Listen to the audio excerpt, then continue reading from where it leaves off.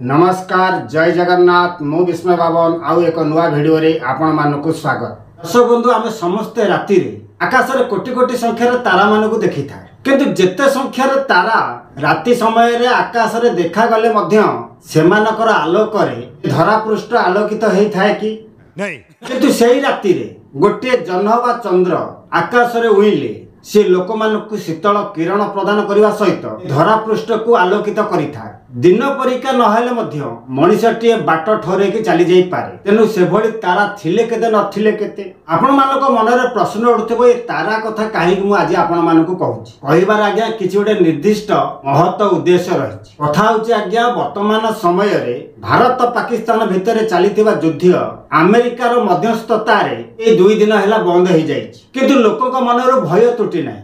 आज हूँ 12 तारिख ए 12 तारिख रे पुणी द्विपाक्षिक आलोचना रही किंतु देश जो समय रे घड़ी संधि परिस्थिति दे गति करुथिला बा गति करूची वर्तमान से समय ओडिया सिनेमा जगतर कलाकार माने सिंगापुर ग्रस्त करिसंती 5 स्टार अवार्ड पाई। सिंगापुर ठारे आयोजित होची हॉलीवुड 5 स्टार अवार्ड। उस समय रे देश मातृका विपद रे पड़िछि समस्ते चाहि बसिछंती आम वीर जवान माने किभली ये युद्ध रे जय लाभ करिवे किभली आमे पाकिस्तान ऊपर विजय लाभ करिबा से समय ये ओडिया सिनेमा कलाकार मानक आमर आज्ञा लोभ ग्रास करिछि 5 स्टार अवार्ड। खुशी रे गदगद हेकी पेड़ी पुटुला धरिकी चली जाइछंती सिंगापुर।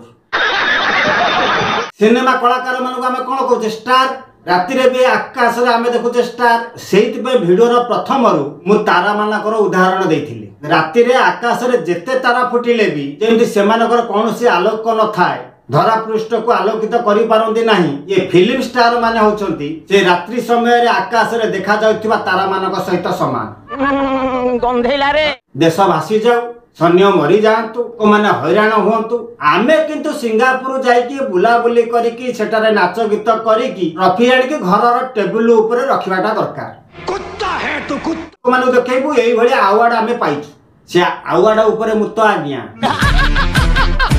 जे माटी मार नुहे जो देश रे रहउछंती तांको जे सुरक्षा दउछंती जो वीर जवान तांको प्रति आकर जेतेबेले सम्मान नाही एमाने ए दुनिया रे रहिले केते न रहिले केते किछि जाय आसी नाही।